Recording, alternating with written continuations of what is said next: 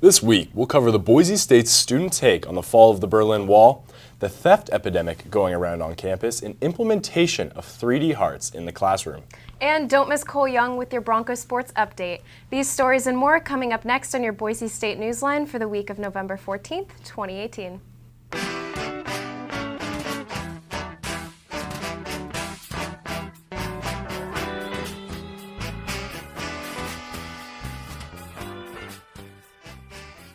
Thank you for joining us on this week's edition of Newsline. I'm Remy Elise. And I'm Ben Kaiser.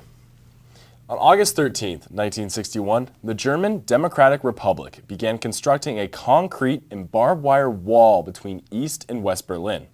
The purpose of the wall was to prevent fascists from the West from invading Eastern Germany and disrupting the socialist government. On November 9th, 1899, the Cold War was coming to an end in Europe. Because of this, East Berlin's Communist Party announced that the city's relationship with the West had changed, and the citizens were now free to cross the border. More than 2 million people gathered together to break down the wall and reunite the two regions.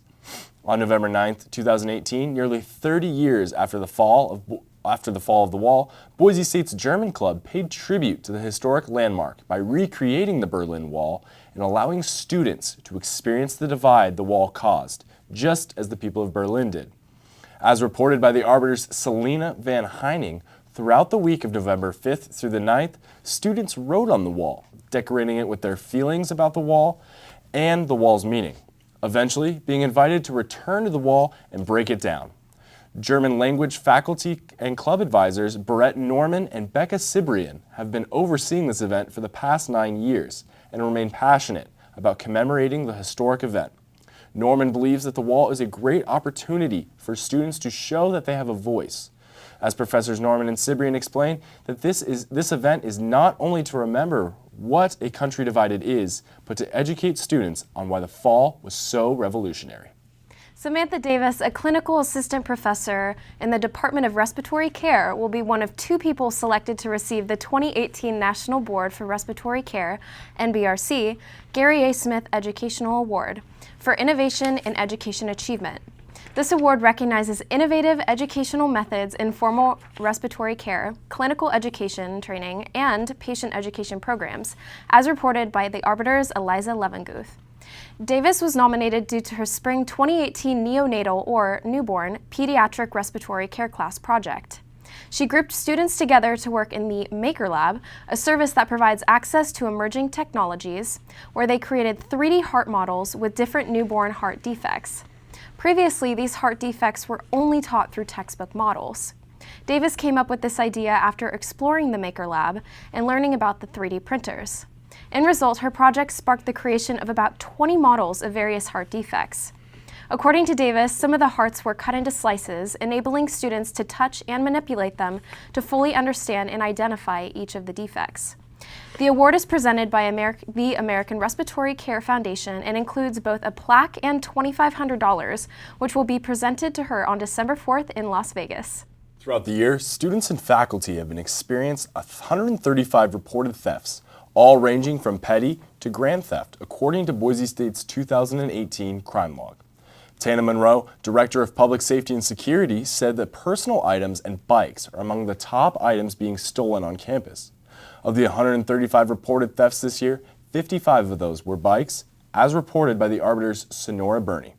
Recently, Boise PD arrested a man who had been suspected of stealing debit and credit cards from not only the recreation center, but gyms all over the Treasure Valley.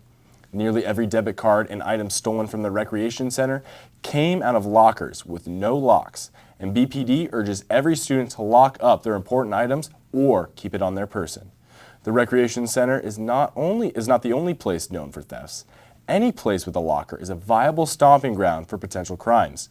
Kim Goodall, a sophomore elementary major, had 3 pairs of headphones stolen while she was working on campus at Einstein's Bagels. Goodall also had several co-workers who experienced the same trouble due to the size of the lockers they provided for their workers. If students experience a theft on campus, both BPD and Boise State Security have put a heavy emphasis on reporting the crime. The Gaming, Interactive Media, and Mobile Technology, or GIM, program in the College of Innovation and Design is partnering with admissions to design an augmented reality experience for next year's incoming students, as reported by the Arbiter's Abigail Figueroa. GIM specializes in working with augmented reality and virtual reality solutions with industry projects by using high-tech equipment such as 3D cameras to help viewers better understand their environment. GIM's program director, Anthony Ellertson, explained the models they are using for their project. According to Ellertson, the older web-based model, known as a pull model, is where one can search networks and pull information from them, whereas the newer push model involves less work for the user, as it knows what the user wants based on frequent visits. GIM hopes to utilize the push model for the project.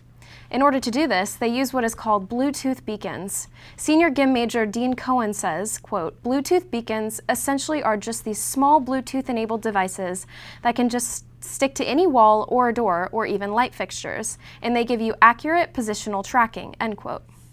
Ellertson explained that another layer of the project after the initial phase is to let incoming students see how their dorm will look if they brought in their couch from home. But with these sorts of projects also comes challenges. For now, the project is primarily focusing on virtual walkthroughs for potential Boise State students. I am honestly always impressed with what I hear coming out of the GIM program. Left and right, they're just doing crazy, amazing stuff there. I love walking into the College of Innovation and Design and watching the 3D printers go to work. Pretty cool. That's pretty cool. What is also pretty cool are the Boise State Broncos right now, because it's not very often that the Broncos are seen as the underdogs, but they were up to the challenge this week, and sports anchor Cole Young had a front row seat to witness it. Yes, I did. Thanks, Ben. And for the first time since 1999, the Boise State Broncos were indeed an underdog at home on the blue turf. If sports movies have taught us anything, though, it's that when there's an underdog, there's often a great comeback story, and a great comeback it was. Last Friday, Boise State football took on the number 16 ranked Bulldogs of Fresno State at home on the blue. Boise State is one of the top-ranked teams in the country when it comes to playing at home, and they were still predicted to lose. The first half started a little bit shaky for the Broncos as Fresno State quarterback Marcus McMaryion threw this touchdown to take an early 7-3 lead. For the Bronco offense, they scored just 3 points in their first 5 drives.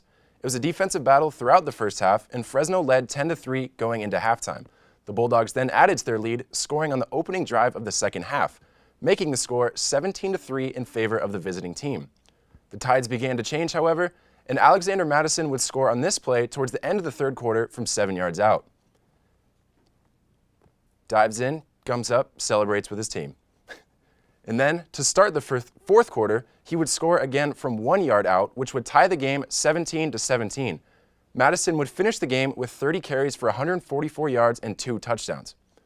Quarterback Brett Rippon then delivered this dime of a pass to Khalil Shakir, which led to a 49-yard score and gave the Broncos a 24-17 lead with 9 minutes left in the fourth quarter.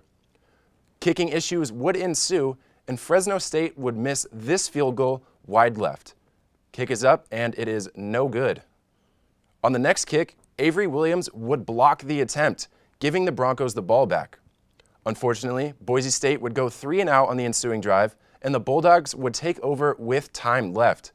It was 4th down and 11 yards to go when the Broncos came up huge yet again, stopping Fresno State and getting the Broncos the ball back. The deafening cheers from the crowd ran through all of Albertson stadiums and throughout all of Boise. Boise then would run the clock out and would officially upset the number 16 team in the nation. The Broncos are now ranked number 23 in the AP poll and number 25 in the college football playoff rankings. They travel to Albuquerque, New Mexico to take on the Lobos of University of New Mexico this Friday. Kickoff is at 7 p.m. and can be seen on CBS Sports. Back to you guys. Wow, ranked number 23 and 25. That's pretty incredible. It was a pretty impressive game. Sitting in the student section, I was having a great time. Yeah. Was it pretty cold outside? It was very cold outside, actually. Do you want to know what's even colder, though? What? Weather. Upcoming. Thanksgiving break. Right now. Joey? Thank you, guys. I am so proud of everyone. We have made it through the cold, and we have made it through this week. It is almost Thanksgiving break, so please, let's take a look. All right, Thursday, it is a high of 52 and a low of 30. Friday, high of 52, low of 31. Now Saturday, listen to me here, it is a high of 51, low of 26. Like, I don't feel like you're hearing me when I say that. Low of 26, people. It's gonna be cold and you're not ready. Sunday, we have a high of 49 and a low of 26 once again. Monday and Tuesday, high of 50, it's gonna be a little sunny, but then we're gonna drop right to a low of 28 and a low of 30.